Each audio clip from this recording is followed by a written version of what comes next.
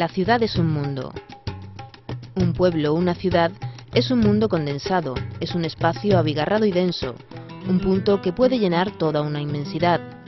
Un pueblo y una ciudad son sus calles, sus esquinas y plazas, sus callejuelas, sus tejados y azoteas, sus volúmenes, su aire, su entorno. Pero claro está que una ciudad es un mundo mucho más complejo, heterogéneo y diverso. Lo que realmente hace a un pueblo, a una ciudad, son sus gentes, su ajetreo, su pálpito diario, las mil formas de sus pasos, sus inquietudes y risas, la infinidad de semblantes, lo abnegado, lo abyecto, tantas formas de arte, el dolce farniente, el comercio y la industria, la audacia, el coraje, la traición, la cobardía, lo digno, lo maravilloso y lo noble, la belleza, la alegría, las palabras, los susurros, el olvido y todos los sentimientos. Todo esto y mucho más es lo que configura realmente a un pueblo, lo que lo convierte en un lugar para la convivencia. Los pueblos son sus gentes, las que ahora son y las que antes han sido, y todos los presentes y los ausentes han creado y configurado la idiosincrasia de cada lugar. Coín es lo que antes ha sido y hoy son sus gentes. Con frecuencia, el paso del tiempo, la desidia, nos hacen olvidar a aquellos que nos precedieron y que con sus acciones han contribuido a ser lo que hoy somos. Este libro pretende recordar a algunos de esos hombres y mujeres coineños de nacimiento o adopción que tuvieron y vivieron su momento de gloria y la compartieron con sus paisanos. Quizás solo algunos de ellos fuesen lo que entendemos como un personaje universal. Pero sin duda todos los que aquí recordamos brillaron en algún momento en este pequeño universo que es Coín para todos los que han nacido en él o lo habitamos. Todos ellos tienen en común el amor a esta tierra, el formar parte de un lugar por donde la historia ha dejado a su paso una especial impronta de vida.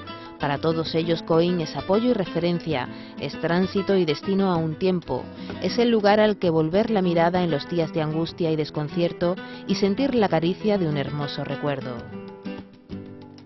Con estas palabras, José Antonio Urbano, autor de Personajes en la historia de Coín, un libro publicado por la Fundación García Güera con la colaboración de la Concejalía de Cultura del Ayuntamiento de Coín, introduce su estudio que a partir de hoy comenzamos a desgranar en este programa.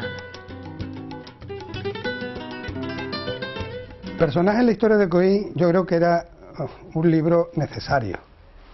Y surge de una manera, bueno, pues casi, no diríamos casual, sino cuando estaba escribiendo un libro anterior, La aventura de las letras en Coín, Memoria de la escuela, tropecé con una persona que me pareció fascinante. Me pareció una persona que había vivido relativamente, no hacía tanto tiempo, a mitad del siglo XVIII, y que había sido un gran benefactor para este pueblo.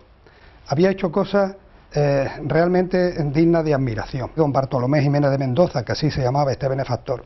Seguro que habrá otra cantidad de personas en Coín que a lo largo de la existencia más que milenaria de esta ciudad, pues habrían hecho cosas, si no igual, parecidas, y habrían tenido pues unas acciones determinantes para que Coín fuera lo que es hoy. Empecé a indagar, a buscar, mirar en archivos, un poco la investigación histórica y la investigación histórica local es un poco como un cesto de cereza, que tira y va saliendo un detalle que además te lleva a otro y profundiza sobre otro y así sucesivamente. Así que así empezó este libro, porque creíamos que era importante recuperar la memoria de todas esas personas que habían sido y que habían hecho que Coín fuera el lugar que es.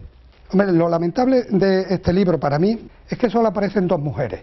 Hay 32 biografías y de las 32 solo aparecen dos mujeres, lo tengo que resaltar. Y aparecen dos mujeres no porque yo no haya tenido interés en que aparecieran más mujeres, al contrario. Lo que ocurre es que este libro termina en los primeros años del siglo XX. Solamente las dos mujeres que aparecen aquí están porque ha quedado de ellas documentación, porque sobresalieron por sus virtudes morales, por su bondad, por su caridad. Justamente por eso. Son María Ruiz, que quiero citarla, María Ruiz, y la venerable madre de Solís, ¿no? En fin, pues de esa manera surge el libro. La primera descripción que se hace de esta ciudad la hace un un erudito árabe que se llama Ibn al-Hatib, y hace una descripción de esta ciudad que es tan poética, tan hermosa, tan atrayente, que si la conoce es indispensable seguir buscando, porque si está esto, seguramente habrá más cosas, y eso es la curiosidad que te decía, que te lleva a investigar, a buscar, a indagar. Otra de las motivaciones que me llevaron a buscar y a escribir este libro, en definitiva, es un afán didáctico.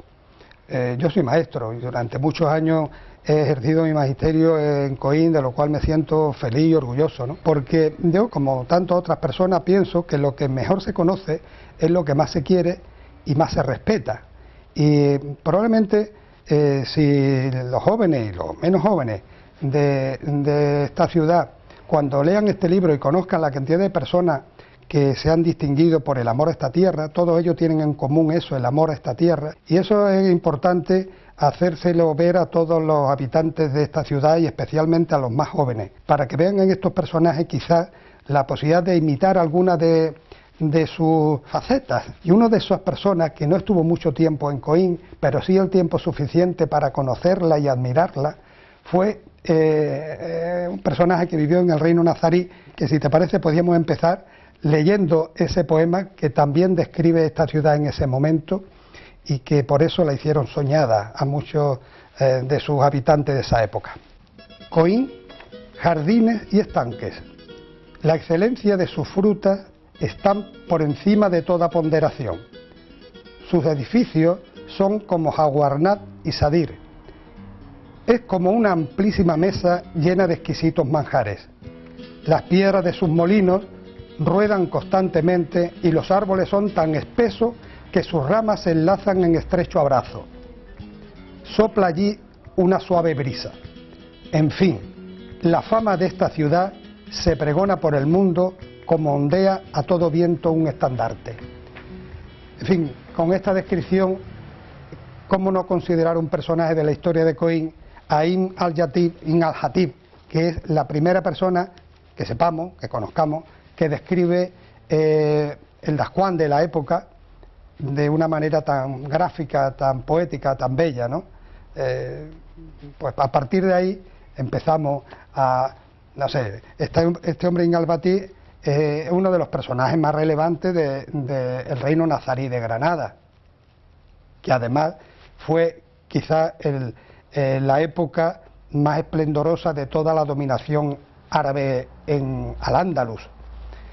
No confundir todo el Al-Ándalus con la Andalucía actual. El Al-Ándalus era mucho más que la Andalucía actual, pero el reino nazarí, que empieza con el Emirato nazarí a mediados del siglo XIII, 1230 aproximadamente, y que inicia un emir, ¿no? Al-Nasir, de ahí el reino nazarí de Granada. Es asombroso como en ese tiempo, desde el siglo XIII, en que ya los reinos cristianos conquistaban de una manera implacable todo el territorio que había sido de los árabes, digo que es asombroso cómo consiguieron en un espacio tan reducido ya, como era, se podía circunscribir a lo que hoy es las provincias de Málaga, Jaén, Almería, parte de Córdoba, parte de Sevilla y parte de Murcia.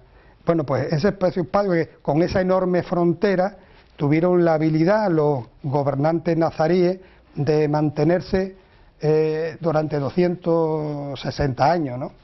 Y fue así porque tuvieron esa habilidad de establecer alianzas con los reinos cristianos y con los reinos del norte de África, y que además esas alianzas eran a veces situación de vasallaje, otras veces de dominio, en fin, la situación internacional, importantísimo el dominio del estrecho, todas esas circunstancias y esa habilidad, como digo, hace que el reino nazarí se mantenga 260 años. Y cuando entra Al-Nasir por la puerta de Elvira, en la Granada de la época, y se hace cargo del Palacio del Gallo del Viento, que así se llamaba entonces, la que todavía no era la Alhambra, a partir de ahí el reino nazarí transmite cultura, transmite, sobre todo en el siglo XIV, en el siglo en que vive Ibn al-Hatib, una arquitectura que al fin y al cabo, antes hemos citado la Alhambra, ellos construyen la Alhambra. La Alhambra es el monumento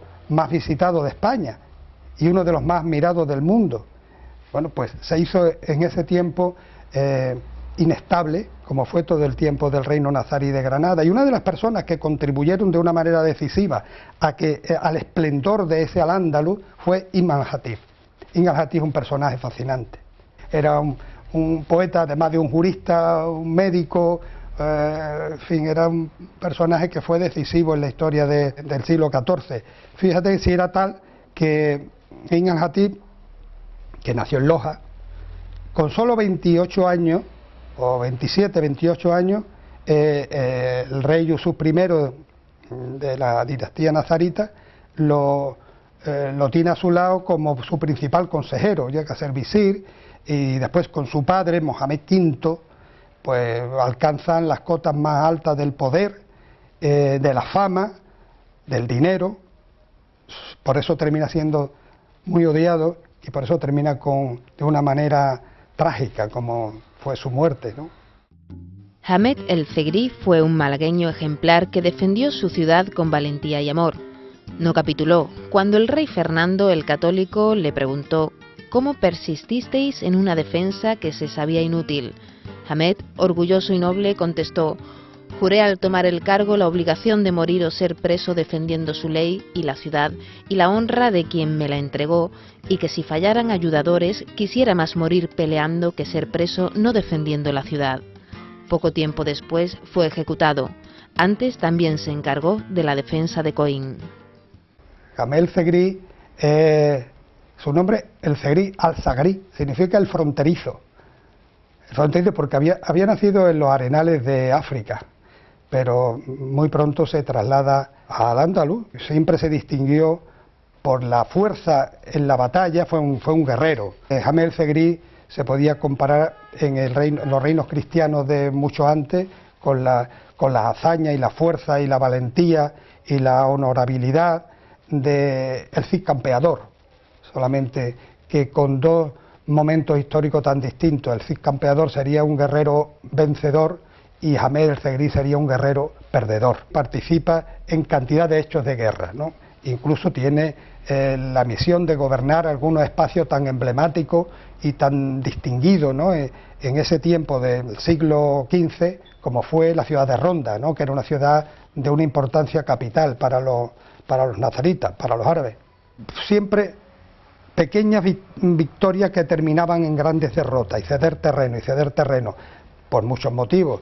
Pues primero, porque los reinos cristianos contaban con una fuerza descomunal, importantísima, con unas armas de guerra muchísimo más modernas, con mucho más apoyo, y los nazaritas, pues con mucho menos.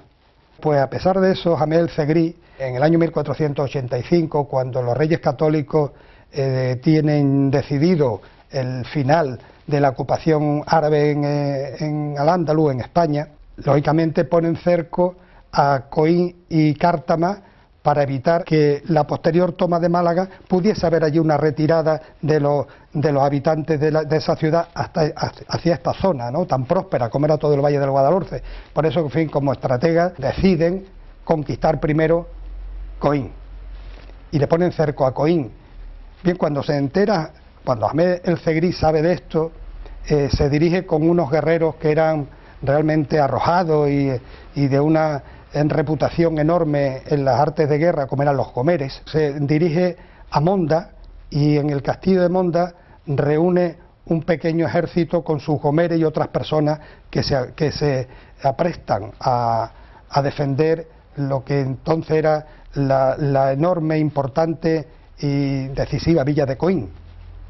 Arenga allí en el castillo de Monda esas tropas, que es una arenga muy bonita, dice: aquí quiero ver yo a aquellos que sean capaces de prestarse a la lucha para defender nuestra honra, nuestra vida y nuestra religión. Arenga como un gran caudillo y bueno, y en un golpe de mano, de una manera muy bien estudiada, consigue romper el cerco, aunque en ese momento tenían puesto a las tropas cristianas a Coín, y por un portillo entran todas esas tropas. Claro que es pues una pequeña victoria, como decíamos antes, es una pequeña victoria. y entran y los habitantes de Coín, que ya estaban exhaustos, ¿no?, en la defensa de esta ciudad, ven en ello la posibilidad de salvarse. Pero fue un espejismo, porque poco después, a pesar de que hay un intento en que es otra pequeña victoria para los habitantes árabes de Coín, como es, entran los dos capitanes para emular un poco lo que había hecho Amercerí y meterse dentro y destruir todas las defensas, no lo consigue y mueren en el intento, ¿no? Desde el cerro de las bombardas o lombardas, pues continuamente masacrando esta ciudad, terminan por hacer una rendición pactada y consigue que salgan los habitantes de Coín con los pertrechos que pudieran llevarse cada uno, se dirigen hacia la ciudad de Málaga. Coín queda despoblado durante 2 años, hasta después de la toma de Málaga. También Ahmed Zegrí fue el defensor de Málaga, el gran defensor de Málaga. Tiene una calle en Málaga, Ahmed Zegrí, la calle Zegrí. Aquí no quedaba recuerdo, como decíamos al principio de él, ¿no? Y fue un defensor que no se rindió. Sabiendo que su destino era ya, bueno, pues la derrota, se refugió en Gibralfaro, en el castillo, y allí estuvo hasta el final. Quizás los reyes católicos, especialmente el rey Fernando, fue muy expeditivo con él y lo mantuvo cautivo hasta su muerte en las prisiones de Carmona, en Sevilla. Así murió. En el próximo programa, Personajes en la historia de Coín, podremos conocer a protagonistas más cercanos en el tiempo. Cuando paseamos por las calles de nuestra ciudad y encontramos en ellas rotulados nombres como Gascones o Malara, nos asalta la pregunta: ¿quiénes fueron estos Gascones y este Malara que dan nombre a esas calles? ¿Quién recuerda hoy a don Alonso Gascón de Cardona, alcalde por el estado de los Hijosdalgo, que vivió en esa calle a finales del siglo XVI, y a sus hijos, los Gascones, que dieron nombre a la calle y siguieron habitando en ella durante siglos? O Antón de Malara, caballero hijodalgo que también por ese tiempo vivió y dio nombre desde entonces a esta hermosa y sinuosa calle de nuestra localidad. Cuánto olvido y cuánto descuido. José Antonio Urbano nos lo descubrirá. Podemos seguir hablando precisamente de la repoblación de Coín, de las personas que vinieron y que al fin y al cabo es nuestra historia mucho más cercana y la que más nos ha configurado, aunque sigamos teniendo reminiscencia de todos esos habitantes que también estuvieron aquí y su memoria todavía queda en el ambiente, pero desde luego lo que somos hijos de la repoblación que se hizo después por parte de los Reyes Católicos. Hablaremos en el siglo XVI de personajes tan curiosos, primero como los primeros pobladores de Coín. Hablaremos de Malara, por ejemplo, de los Gascones, que también tienen nombres de calle y que probablemente es poco conocido. ¿Por qué se llamará esta calle Gascón y quién serían estos Gascones? ¿Hubo algún Gascón? Pues hablaremos de Alonso Gascón de Cardona, que fue un noble que gobernó la villa durante un tiempo. En fin, eso y otros personajes hablaremos de ello en el siglo XVI.